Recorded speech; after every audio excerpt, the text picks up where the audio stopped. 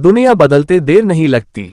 एक राजा को राज भोगते काफी समय हो गया था, बाल भी सफेद होने लगे थे। एक दिन उसने अपने दरबार में उत्सव रखा और अपने गुरुदेव एवं मित्र देश के राजाओं को भी सादर आमंत्रित किया। उत्सव को रोचक बनाने के लिए राज्य की सुप्रसिद्ध नर्तकी को भी बुलाया गया। राजा ने कुछ स्वर्ण मुद्राएं अपने गुरुजी को भी दी ताकि नर्तकी के अच्छे गीत व नृत्य पर वे उसे पुरस्कृत कर सकें। सारी रात नृत्य चलता रहा। ब्रह्म मुहूर्त की बेला आई तो नर्तकी ने देखा कि मेरा तबले वाला ऊँग रहा है। उसको जगाने के लिए नर्तकी ने एक दोहा पढ़ा।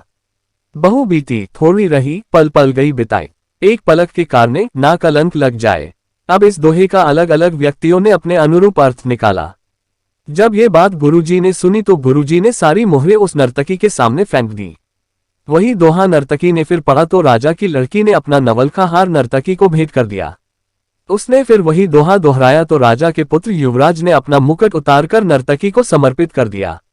नर्तकी फिर वही दोहा दोहराने लगी तो राजा ने कहा, बस कर, एक दोहे से तुमने वेश्या होकर सबको लूट लिया है। जब ये बात राजा के गुरु ने सुनी तो गुरु के नेत्रों में आंसू आ गए और गुरुजी कहने लगे, राजा इसको तू वेश्या मत कह, ये अब मेरी गुरु बन गई है। इसने मेरी आंखें खोल दी है। ये कह रही है कि मैं सारी उम्र जंगलों में भक्ति करता रहा और आखिरी समय में नर्तकी का मुजरा देखकर अपनी साधना नष्ट करने यहाँ चला आया हूँ। भाई मैं तो चला। ये कहकर गुरुजी तो अपना कमंडल उठाकर जंगल की ओर चल पड़े।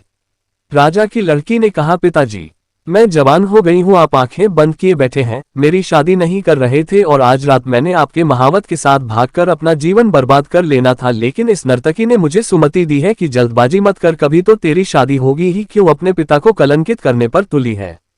युवराज ने कहा, पिताजी आप वृद्ध हो चले हैं, फिर भी मुझे राज नहीं दे रहे थे। मैंने आज रात ही आपके सिपाहियों से मिलकर आपका कत्ल करवा देना था, लेकिन इस नर्तकी ने समझाया कि पगले आज नहीं तो कल आखिर राज तो तुम्हें ही मिलना है। क्यों अपने पिता के खून का कलंक अपने सिर पर लेता है, धैर्य रख।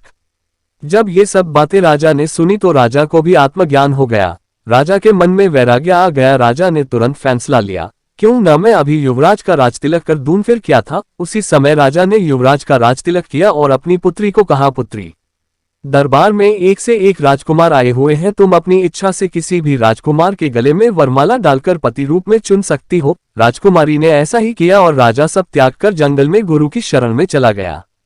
ये सब देखकर नर्तकी ने सोचा, मेरे एक दोहे से इतने लोग सुधर गए, लेकिन मैं क्यों नहीं सुधर पाए। उसी समय नर्तकी में भी वैराग्य आ गया। उसने उसी समय निर्णय लिया कि आज से मैं अपना बुरा धंधा बंद करती हूँ और कहा कि हे प्रभु, मेरे पापों से मुझे क्षमा करना, बस आज से मैं सिर्फ तेरा नाम सुमिरन करूंगी।